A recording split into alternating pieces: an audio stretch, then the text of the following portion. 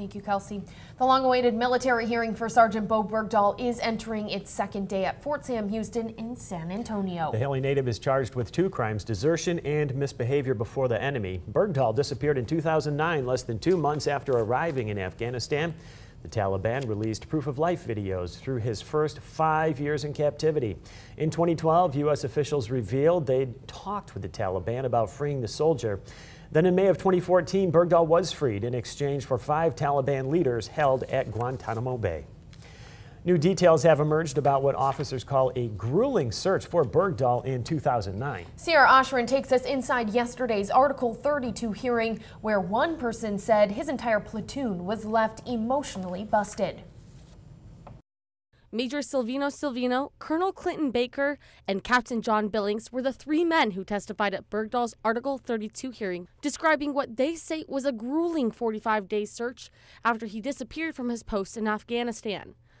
Captain Billings, Bergdahl's platoon leader, says that the search was physically and mentally defeating, forcing the soldiers to go places they wouldn't have originally gone, and forcing Billings, suffering from dysentery, to wear the same pair of soiled pants for 19 days straight while carrying out the search. Major Silvino says there were more than 1,000 soldiers who took part in the continuous search, some of which came under increased risk from roadside bombs. He says they were tired, hungry, and confused as they searched the area in above 90-degree temperatures. And Silvino says some of the soldiers grew angry because they came to believe Bergdahl had deserted them, but they continued on because of the brotherhood. Bergdahl is accused of desertion and misbehavior before the enemy, the latter of which could cost him life in prison. But his lawyers say he's suffered enough. There's a fair amount of misinformation about this proceeding. Bergdahl's lead attorney, Eugene Fidel, is asking the Army to release Bergdahl's earlier interview with the investigators to the public in hopes of changing their mind.